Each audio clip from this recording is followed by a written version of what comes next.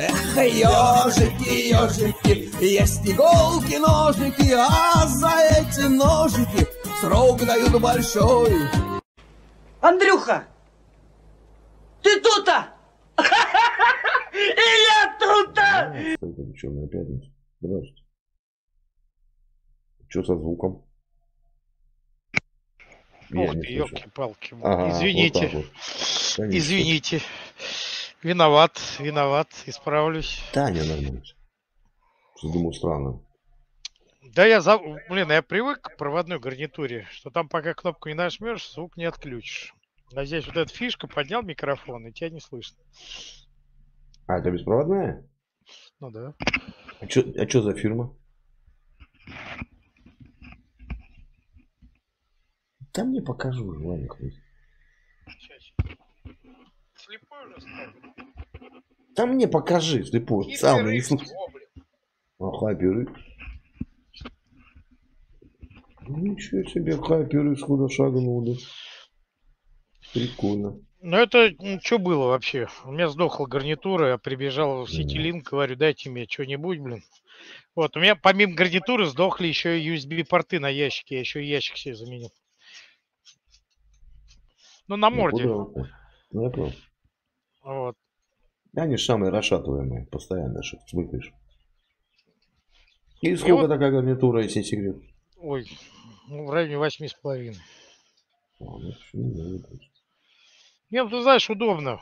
Вот извини, вот шторочку закрыл, с человеком общаешься, шторочку закрыл на веб-камере пластмассовую, сходил пописать, а с человеком продолжаешь диалог. А, ну тут да, у меня микрофон-то такой стационарный. Вот, а тут он я просто его иногда забываю опускать, он еще гнется так модно, блин, мнется, гнется. Как хочешь. Ой, ты знаешь, вот я сутки, вот сколько я вот бывает, вот сижу там до 5-6 утра, блин, постоянном, так сказать, этом. Плюс еще работаю с ним. Сутки держит такой точно. Вопрос. На зарядке работают или отказываются работать? Нет, работает. Вот у меня обычный у меня этот хуавейский телефон. У меня хуавейская зарядка. Вот воткнешь, он будет работать. Ну, давай проверим, кстати, я не пробовал. Сейчас нащупаю дырдочку, блин. Сейчас 5 сек.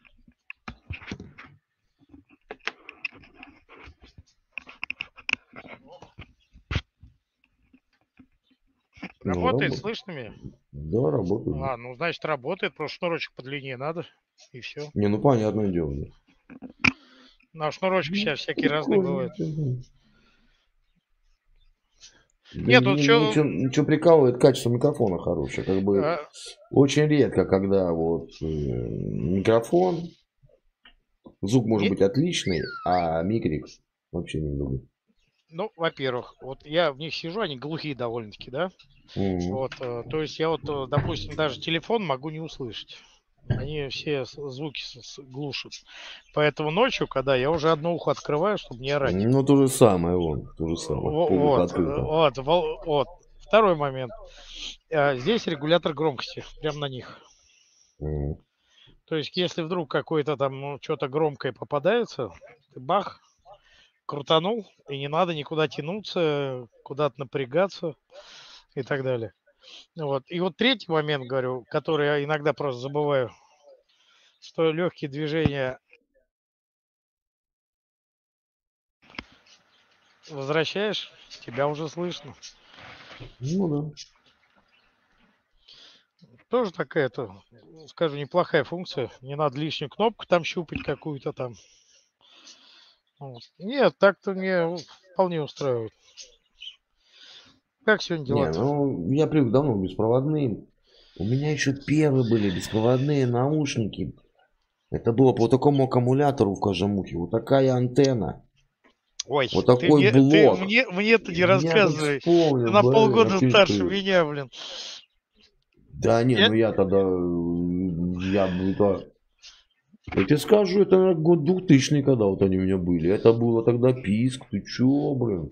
Писк. Мы тогда с ребятами... Помнишь эти джойстики с самолетиками играть? Старые, аналоговые. Мы к ним 100 килоомный резистор приделывали. Регулятор громкости телевизора Радуга 716, чтобы это типа этот, ну как этот, рут, рычаг управления двигателем. И в 9-пиновый разъем это все еще распаивали, блин. То есть так это была замануха такая. Джамбус, привет. Не, знаешь, что я вспомнил? Я помню, мне купили вот первый, как, ну не компьютер, а как это? Ну, наверное, компьютер был. Олдскул, привет. Спектрум. Вот это через магнитофон, кассеты. И это ZX Spectrum, И да. вот это распаивать надо было, вот этот, под пятипальчика, вот этот в телевизоре какой-то раз. Да, ты чё, это была самая любимая часть. Сидишь, паяешь, а у меня еще паяльник такой, 120 ватт, лудильник, сука. Не было таких сейчас, как сейчас, тонкие, это там всякие. Ну, блин, да. что мне играть-то, блин, не могу понять. Какой-то посторонний звук, сейчас, секундочку, везде звук. Вот, нашел. Вот. И этот, вот сидишь его, поешь, сука, сжег, расплавил. Ну, уже основание, он болтаться начинает. Сидишь, думаешь, застынет, не застынет, застынет, не застынет. Это сейчас вот паяльной станции, что хочешь паять может. Ну да. Раньше, извините. Как хочешь, так и крутились. Ну, зато помню, да, там Саботёв загрузишь. С этим джойстиком. Ой, там какой-то вертолетик летает, там еще что-то там. Да, там что только не было, эти кассеты, головку крутишь, чистишь. Блин, а не соврать, 96-й или 7-й год. Я как раз на рынок пошел работать. У меня сосед подо мной, он это коммерцией занялся, калькуляторами барыжил на Митинском рынке в Москве. Вот. И я студентом пошел подрабатывать продавцом. Ну, выходные-то надо, что-то там, что. Вот. Возвращаюсь. А палаток-то много стояло, помнишь? Везде они стояли. Что только не продавали. Херак Дэнди, Да. блядь, лежит. И так, по зарплате как бы. Взял Дэнди себе. Прихожу домой. Пытаюсь, вот у меня Радуга 716 телевизор еще был. Тюльпан искать, да? Вот, давай, как его, блин, как? Хера, ничего. С горем поп... Это сейчас он через дорогу перешел, в магазине купил, что тебе надо, блин, пришел, воткнул. Да. Вот, раньше-то, блин, надо что-то изобретать, блин. Где-то что-то отрежешь, где-то что-то скрутишь, изоляцией замотаешь. Опа, картинка появилась. Блять, весь вечер сидел, уток стрелял. Я так еще не отдыхал. Ну, помнишь это, уток стрелять? Да. Вот А это я недавно было... купил вот это, такая, как флешка в этом. HDMI разъем вставляется. Что-то там 20 тысяч игр, вот это. Там и утки, и танчики. И 2 джойстика, как от этой, как от плойки. Ну, это как Как эмулятор, засели на работе. А? Какой-то эмулятор, что ли? Чего-то. 2000 рублей стоит. Зайди на ВБ, набери, блин. Там 20 тысяч игр. Там и Принц Перси еще вот-вот бегает. Ой. Ой, Принц Перси, ты че, это вообще классика. Это классика, блин. Эти ну, сука, как он тогда тормозил, так он и сейчас тормозит. Вот это. Это конструктив. Это заложено в программу. Я говорю, как засели, блин. Так вот, первый этот мать пришла, увидела. Говорит, сука, ну, в смысле, без мата, там все культурно. Это я уже тут это немножко сейчас отдыхаю. Слушай, говорит, а можно я на работу возьму? У нас 40 минут проявочная машина работает, нам делать нечего. Мы хоть уток постреляем. Там этот Марио бегал еще, помнишь этот? Дин-дин-дин-дин, там эти... Да, все это есть. На этой приставке все это есть. Ну, хорошо, забирай. Я вечером думаю, ну, хорошо, мать забрала приставку на работу. Пошел вторую купил. Второй день, весь вечер сижу, блин, уток стреляю. Развлекуха. Это потом мне притащили. Ну, у меня сестра вышла замуж за айтишника банкировского. И вот мне попался первый списанный компьютер. Я когда-то в телегу кидал эту фотку. Вот, древнюю. То есть у меня вот 8086, 32 мегабайта жесткий диск. На нем стоит MS-DOS. Вот, и у него еще наверное, мегабит 10 в бэт-блоках, то есть не восстанавливаемых уже. Вот. И с собой мне еще в нагрузку дали книжку Фигурнова. Чего ж мы рубились, блин? Ну, Дюк Нюкем. Дюк Нюкем, да, Дюк Нюкем рубились. Он поехал, у него батя... Абрамс был. Не, Абрамс не был. Дюк но Нюкем, да. Квадратная графика, но типа на танке. В Дюк Нюкем мы рубились, я помню, да. Он был, у него Пенюк третий в то время, он его с Москвы понатаскал железо, сам собрал, он программист тогда был.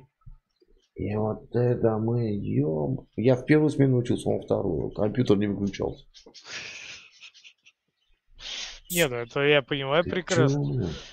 Когда я сделал апгрейд, у нас бывала ситуация, что у меня, я, допустим, у нас дом многоподъездный, и вот через буквально подъезд у меня товарищ жил с компьютером. Вот он это все, знаешь, это сумка мечта оккупанта-то, авоськи-то вот эти. Он туда грузит системник, ящик, все провода, клавиатуру, несет ко мне. У меня журнальный столик.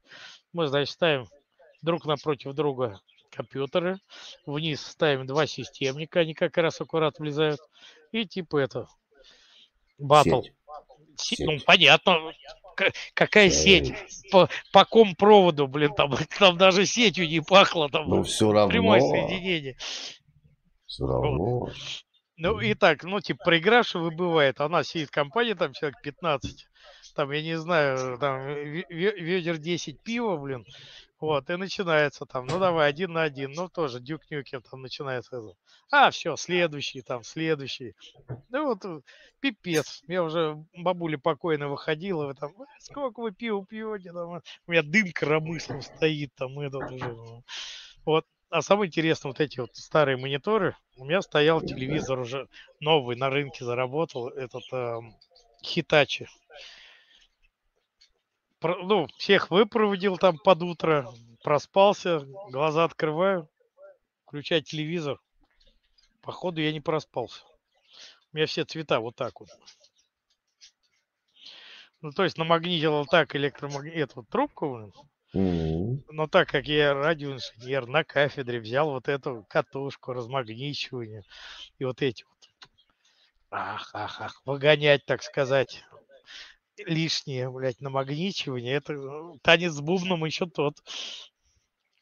Я же скидывал ролик вот эту, у меня же проектор, я вот эту флешку воткнул и в танчике на вот таком экране. Да ты что? Мы с Илюхой Doom это вообще, это квадратная кровь, это вообще Doom 2, это, мне кажется, это была классика уже, потом какая-то фигня. Это уже, это а этот еще был, по подвалам-то лазил. До сих пор коды помню, на включение бесконечного оружия и жизни. Вот подожди, а еще была игрушка, там по лабиринтам-то немецким лазить-то эти. Вервольф или как там? Вот что-то в этом роде. Что-то в этом роде, да. Но тоже с квадратной графикой, только там видно кирпичи и символику. И у тебя типа автомат там. Та-та-та-та-та. Забавно, развлекались как могли. Я помню, я свою отправил нахер в Турцию. Только купили квартиру, и на новоселье купил вот такой телевизор. Я не знаю, сколько дюймов, я до сих пор не помню. Но человек так двумя руками его не мог охватить. У меня журнальный стол, системник, кабеля. Вот такому телевизору. У меня теперь монитор. И как я засел в Far Cry 2, я рубился. А еще под ним под ним еще эта тумба. 2 сабвуфа, 8 колонок. Звук такой. И я звоню шефу, говорю, так, меня 2 суток не будет, я забанил, все, отстань. Нет, и сижу такой, а лето, жара, окна открыты, все, я звук, я звонок в дверь, я такой раз, 4:30 утра. Илюха, сосед снизу. Андрюха, ёперный бэйби, иди сюда, что ты, да иди сюда. Садись у меня кресло, простое кресло, он сел, говорит, смотри. Звонок, день 8 утра. Илюш, ты ругаться ж ходил. Так, иди нахер, скажи, я на работу не выйду. 2 суток вот на таком экране. Вот же графика такая. Нет, смотри, у тебя какой-то там сан-буфер туда-сюда. А у меня просто электроника 5 усилок собранный. Ага. 2 деки Яуза, 12-полосный графический эквалайзер и 140 ватт акустической мощности в 4 колонках. Ну, да. И от компьютера, как ты говоришь, 5-штырьковым разъемом был отдельный ввод. Вот если я хочу красиво, оно будет красиво. Переключаешь на ввод, на нужный, так сказать, ввод усилок. И там главное смотреть, чтобы красные стрелочки далеко не чтобы сидели. вот так вот. Чтобы вот так то вот 816 КТшки горели очень сильно, блин. Как их не охлаждать? Ну, эти задние выходные, эти, вот их 4 штуки стоят, 4 каскада, блин. Вот. Я затрахался за ними ездить, покупать. Ну, представляешь, насколько были пытливы умы, что только не вытворяли. Ой, я тебе говорю, если мы на джойстик все делали, вот обычный джойстик, ну, это сейчас там модные, там всякое, кнопок до хрена. Раньше было джойстик, вот, вперед-назад, вправо-влево, и 2 кнопки. Да. Ну, и надо было 4, еще внизу какие-то 2 были, по-моему. Ну, это уже последующие модели, у меня уже как бы таких, Но я тогда в Фидонете сидел еще. И где-то на этом зацепился, что оказывается, ну, ребят, 9-пиновый разъем. Знаешь, какая была проблема с этими джойстиками? У них было, во-первых, на присосках на 4. Они постоянно отлетали от стола. Да, мы их начали прикручивать саморезами. У меня струбцина была чуть ли не сварочная такая, знаешь. Хитрожопый. А потом пошла беда. Вот этот грибок, пятка, да, который на контакт зажмет, пластиковый, постоянно отрывали нос. Нашли, вытачивали сок стекла. Токари. Вот такие усиленные. Было. У нас стальные втулки делали. Мы сами в школе на токарном станке стальные втулки делали. Вот провода перепаивали потом. Но суть-то не в этом. Разъем 9-пиновый. Задействован всего 6. Вперед-назад, вправо-влево. Оказывается, можно задействовать еще одну ось. Сколько надо? 100 килоом. Где 100 килоом? О, полосковый. Это вот как в телевизоре-то раньше громкость-то была. Офигенная тема. Рядышком его, там, не знаю, на скотч, на этот еще тогда тряпичный был скотч, ты помнишь? Это незаменимая вещь. Ну, это изолента была. Изолента, кто изолента? Ну ладно, изолента. Лейкопласт был медицинский, самое то. Вот это было, да. Изолента была говно, как правило. А вот пластырь медицинский был, да. Ну, пластырь ты еще хер оторвешь, если засохнет. Это советский медицинский пластырь, это, знаешь, он вживается в кожу просто, врастает. И вот на него какую-то ручку еще придумывали, там вытачивали, там ты деревяшку какую-нибудь ветку срубишь, ну, чтобы она побольше была, там же шпиндель-то все, ничего. Вот ручку какую-нибудь делаешь, и все, и начинаешь, там какой-нибудь F-16 игрушечка была уже по сети. Помню. Ты, говорит, как, говорит, ракеты переключаешь? Да кнопками, говорит, на джойстике. Да, ну тебе нахуй, с тобой не буду играть. Я говорю, я помню, был телевизор, этот Чайка 417, не помню, вот не буду. Но у него был этот блок, знаешь, этот переключатели, вкл-выкл и звук. И батя его выпаял, провода положил под ковром, и этот блок монтировал себе в кресло. То есть он садится в кресло, представляешь, у него пульт ДУ. Трык-трык, каналы, тут звук, вкл-выкл, блин. Блин, это же было вообще. Нет, это жесть. Не, а кстати, вот у меня Радуга 16 тоже с таким же блоком. Дык-дык-дык-дык, там такая тумба стояла, переключалась. Да. Причем, если учесть, что я жил на ВДНХ, у меня на гвоздь брало там до хрена всего. У меня это Останкинская башня в окно, видать.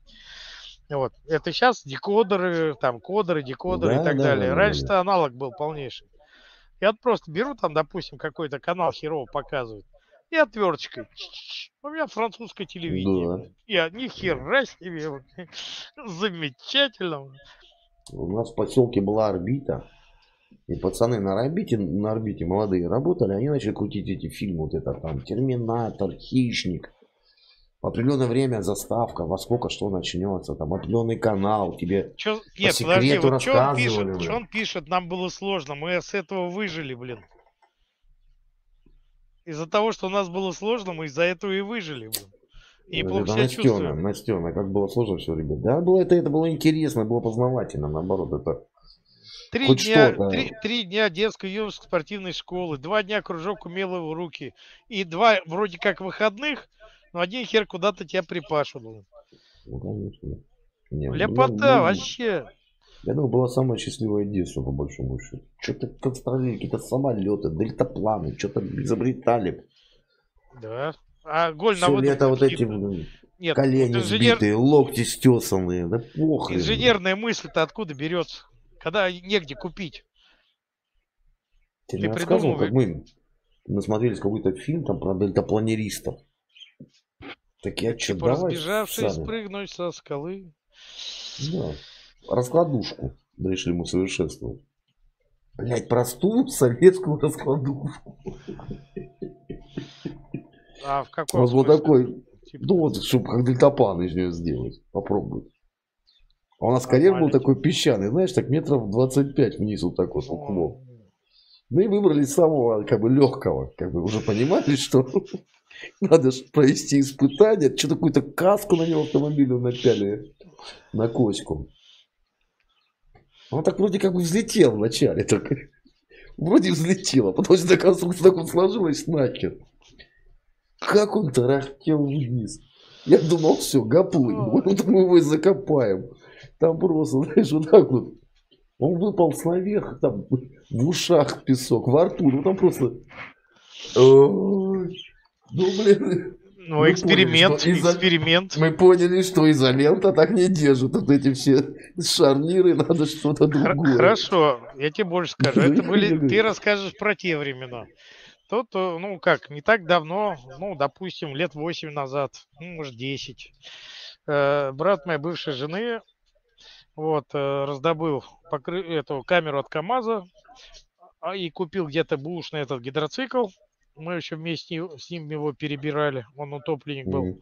Вот. И решил сделать эту таблетку, знаешь, ну, типа катать детей.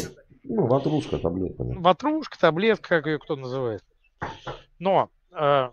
я ему, вот, он реально заморочился, он ее обклеил, он сделал снизу, вот он ремонт делал, он туда снизу, чтобы плоскость была, он эти, как они, стеновые панели пластиковые обрезал, приклеивал, чтобы все ровно, там это, зализывал все эти там эпоксидки, там хреначил, там еще что-то, ну, чтобы там это держалось все это дело. Вот. Внутрь, чтобы удобно было сидеть, вырезал кусок пенопласта, чтобы как бы этот на мягком сидеть. Вот. Мы ее подвязали, он сделал эти, он сделал эти, как сказать, как они правильно называются, за что привязывают? Ну, я понял. Зацепы там, ну, не зацепы в этом, в морском они по-другому называются, но не суть. Вот. Все сделал. Книхты почти. Вот. Ну, протянули этот, я говорю, угол атаки должен быть. Она же должна чуть-чуть это задираться. Вымерили в этот, ну, я все-таки этот инженер, ему-то похеру, блин. Он вообще хотел ее так, это, за крючок прицепить, чтобы она бульк нахрен сразу, и все. В итоге, как ты думаешь, кто ее испытывать поперся? Я вижу, у тебя шрам до сих пор. Это было что-то с чем-то. Нет, она реально угол атаки держит. Во мне было тогда 90 килограмм, держала. Она реально... Держала. Да, но... И ты начал баланс скидывать. Гидроцикл, понимаешь, Волга, блядь, разлив Волги, блядь, лето.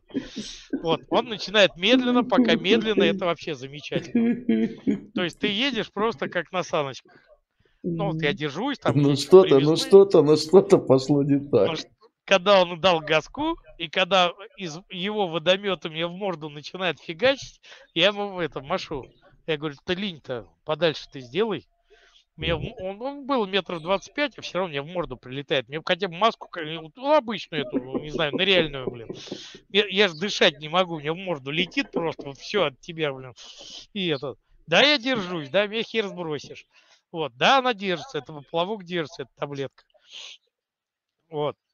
Ладно, хорошо, удлинили метров на 50, начали меня гонять, я держусь. Все бы хорошо, не, весело, спору нет, весело. Лишь бы об борт баржи не уебало, и то хорошо. Ну там же это всякое ходит по Волге, ты понимаешь? А меня мотает как говно в проруби, это, блядь. Сам понимаешь, разлив Волги. Вот. Короче, мы закончили эксперимент, а у нас как раз компания, ну, семейная, еще женатый был, переехала на остров, и там шашлык, машлык, все дела. И я уже ему машу, говорю, поехали к нашим-то, пора уже так сказать, выпить, закусить, хороших, экспериментировать. Вот я неправильно понял, я понял. Вот. Ну, мы подъезжаем, значит, на отмель, на этот остров. Вот, ну, это, считай, другой берег уже. Вот. Там уже, ну, ребята шашлык уже готовят. Я, блядь, с этой херни встаю, вот этот весь пенопласт, который под жопой был, у меня, сука, в плавках, блядь. А тут этих вот трясок со всей этой... Я, блядь, а там голое поле, там, извини, штаны не снять, тут дети ходят. Вот, хожу как-то там, по штучке, по две вытряхивать, пытаюсь так аккуратно, так, без палева. Вот, что ты думаешь, блядь? Обратно он там с супругой поехал на это, а меня привязали на этой таблетке, блядь, к обычному катеру, плоскодонке. А у него движок-то не такой мощный, он не тянет. И тут пиздец, начался как сказать, ловля на живца, блин. Он меня вытягивает наверх, и я ныряю, нахуй, с головой просто, блядь. У него не хватает двиглы, чтобы меня ровно держать. И я вот только... Блядь, ёб твою мать, когда вы меня довезете до нахуй, ёб ты, я думаю, пизду, сейчас в сам плавь переплыву, блядь. Я вот так вот нырял, представляешь, там, я не знаю, там почти километра 4 ширина, блядь, ёб ты. Я все это километра 4 нырял, как этот, блядь, бульк только, блядь, бульк нахуй. Зато помылся. Зато. Почему таблетка, блядь? Мой хронический насморк на 2 дня прошел, блядь, ёб. Меня вымыло всего, блядь, ёб. Я уже до берега, говорю, метров 200 и дотерпел, говорю, идите нахуй, я плыть пойду, блядь. А им-то что, хорошо, они газуют, там, а еще этот движок, там, я не знаю, не сильно мощный. Причем винтовой, не этот, как сказать, не водомет, блядь. Если этот гидроцикл водомет, он постоянно держит струю, блядь, то вот у него там жопу подняло, уже меньше тяга, блядь. И вот я говорю, вот так вот, блядь, сука, я говорю, вы на акулу живца ловите, приманиваете, что ли, блядь, ё вашу мать, блядь. А самое интересное, крикнуть ничего не могу, не успеваю, потому что и только вздохнуть, я уже ныряю, блядь. Да тебе нахрен. Ловля живца. Ну, говорю, как на мормышку хуярит кого-то там, не знаю. Нихуя себе, мормышка 90 килограмм, блядь. Ну, вот хорошая акула могла выклюнуть. Да, Волги, блядь. Да не ебет, блядь, ёпта. Волги, не Волги, но, говорю, промыло меня хорошо, блядь, ёпта. Насморк, говорю, 2 дня не страдал, блядь.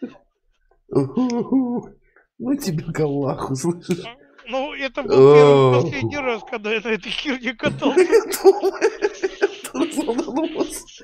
Какие друзья собачьи.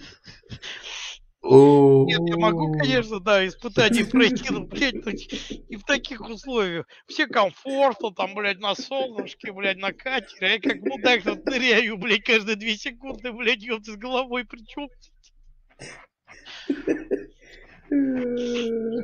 Я уже Слушай, ролик выставлю, не против?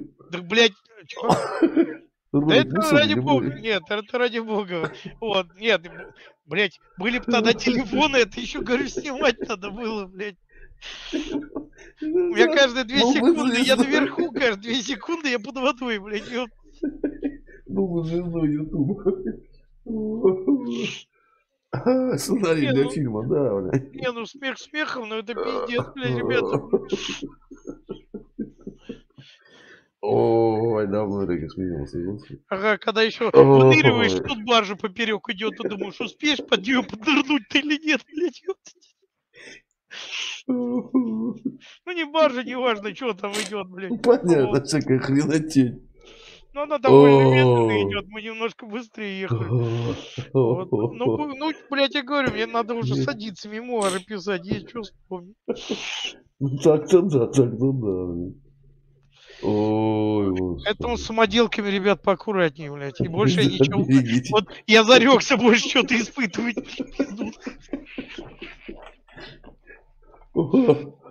О, понял, все, давай, родной, давай, побегу, надо. Надо слить. Давай, дружище.